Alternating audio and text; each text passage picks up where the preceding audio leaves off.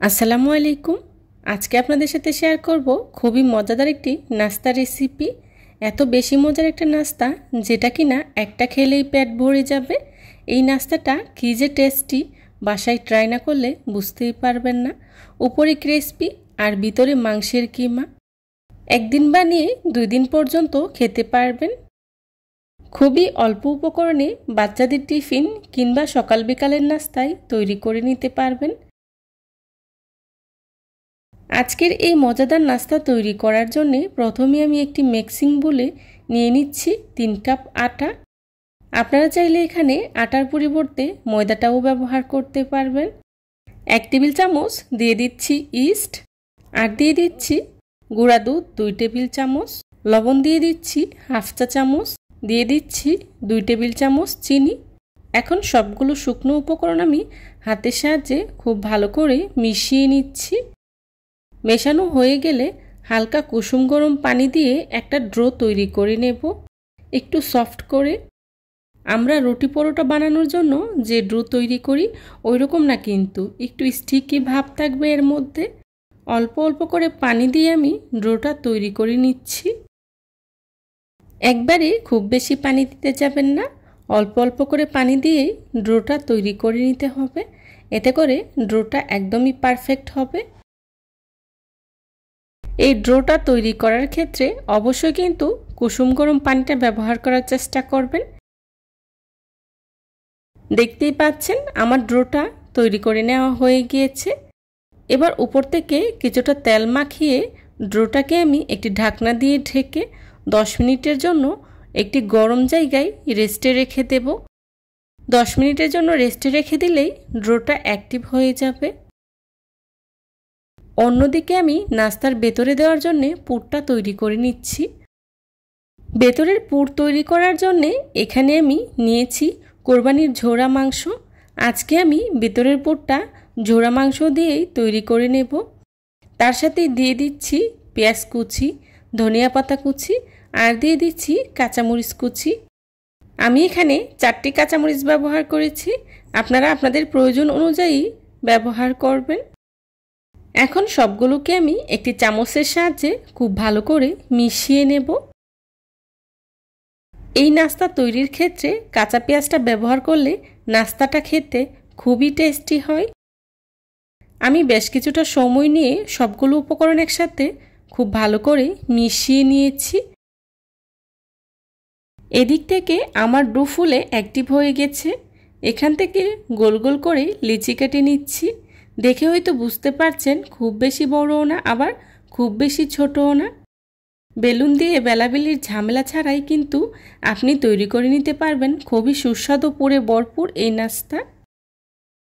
এই নাস্তাটা কিন্তু আপনি খুবই অল্প খরচে বাসায় তৈরি করে নিতে পারবেন, আর ছোট থেকে বড় সবাই কিন্তু মন ভরে খাবে। এবার এখান থেকে একটি লিচি নিয়ে এভাবে হাতের আঙুলের সাহায্যে প্রেস করে করেই এভাবে ছড়িয়ে নিচ্ছি। দেখতেই পাচ্ছেন আমি কিভাবে তৈরি করে নিচ্ছি। এখন এর ভিতরেই দিয়ে দিচ্ছি আগে থেকে তৈরি করে রাখা পুর। এবার পুর দেওয়া হয়ে গেলে 2 পাশ থেকে এনে মুখটাকে বন্ধ করে দিচ্ছি। এরপর এভাবে আঙুলের সাহায্যে চেপে চেপে খুব ভালো করেই মুখটাকে আমি বন্ধ করে দিচ্ছি, যাতে করে তেলে ভাজার সময় খুলে না আসে। দেখতেই পাচ্ছেন আমি কিভাবে নাস্তাটা তৈরি করে নিয়েছি, আর সেটা কিন্তু দেখেই বুঝে নিতে হবে। আমার একটি নাস্তা তৈরি করে নেওয়া হয়ে গিয়েছে। আপনাদের দেখার সুবিধার্থে আমি আরও একটি নাস্তা তৈরি করে দেখাচ্ছি। প্রথমে একটি লিচি নিয়ে এভাবে হাতের সাহায্যে প্রেস করে করেই ছড়িয়ে নিচ্ছি। আপনারা চাইলে কিন্তু বেলুনের সাহায্যে বেলেও নিতে পারেন, আপনাদের যেভাবে সুবিধা মনে হয়। এর ভিতরে দিয়ে দিচ্ছি তৈরি করে রাখা পুর। পুর দেওয়া হয়ে গেলেই 2 সাইড থেকে এনে এভাবে মুখটাকে বন্ধ করে দিচ্ছি। খুব ভালো করে চেপে চেপে বন্ধ করে দিতে হবে। আমার আরও একটি নাস্তা তৈরি করে নেওয়া হয়ে গিয়েছে। দেখতেই পাচ্ছেন নাস্তাগুলো দেখতে কতটা সুন্দর হয়েছে, আর খেতেও কিন্তু ভীষণ মজার হয়েছিল। এবার নাস্তাগুলোকে আমি তেলে ভেজে নেব। নাস্তাগুলোকে তেলে ভাজার জন্য চুলায় একটি প্যান বসিয়ে পরিমাণ মতো তেল গরম করে নিয়েছি। তার মধ্যে দিয়ে দিচ্ছি তৈরি করে রাখা নাস্তাগুলো। যখন তেলটা এরকম একটু হালকা হালকা বাবল উঠতে থাকবে তখন উপর থেকে এভাবে একটি চামচের সাহায্যে তেল দিয়ে দেব। তারপর কিছুক্ষণ পর এভাবে উল্টে দেব। উল্টে পাল্টে 3-4 মিনিটের মতো ভেজে নিলেই কিন্তু সুন্দরভাবে ভাজা হয়ে যাবে। এই নাস্তাটা ভাজার সময় চুলার আঁচটা কিন্তু লো হিটে রাখতে হবে। এই নাস্তা ভাজতে খুব একটা সময় লাগে না, অল্প সময়েই খুব সুন্দর করে ভাজা হয়ে যায়। এই মজার নাস্তাটা কিন্তু অবশ্যই বাসায় ট্রাই করবেন, আর কেমন লেগেছে আমাকে কমেন্টস করে জানাবেন। আমার নাস্তাগুলো ভেজে নেওয়া হয়ে গিয়েছে। দেখতেই পাচ্ছেন আমি নাস্তাগুলোকে ব্রাউন কালার করেই ভেজে নিয়েছি। এবার চুলা থেকে নামিয়ে নিচ্ছি। চুলা থেকে নামিয়ে একটি সার্ভিং ডিশে সার্ভ করে নিচ্ছি। সেমভাবে আমি সবগুলো নাস্তা ভেজে নিয়েছি। এই নাস্তাগুলো উপরে ক্রিস্পি, ভিতর থেকে সফট, মুখে দিলেই মিলিয়ে যাবে। আমার আজকের এই রেসিপিটি আশা করছি আপনাদের কাছে খুবই ভালো লেগেছে আর সহজও লেগেছে।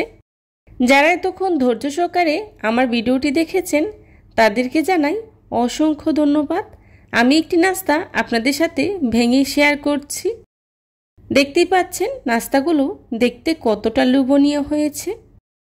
রেসিপি ভালো লাগলে ফ্রেন্ডস অ্যান্ড ফ্যামিলির সাথে শেয়ার করবেন। এই ধরনের সব ঘরোয়া এবং মজার মজার রেসিপি পেতে আমার চ্যানেলটি ভিজিট করেই আসবেন প্লিজ। আমার পরবর্তী রেসিপি দেখার আমন্ত্রণ জানিয়ে আজকের মতো এখানেই বিদায় নিচ্ছি। সবাই ভালো থাকবেন, সুস্থ থাকবেন। আল্লাহ হাফেজ। আসসালামু আলাইকুম।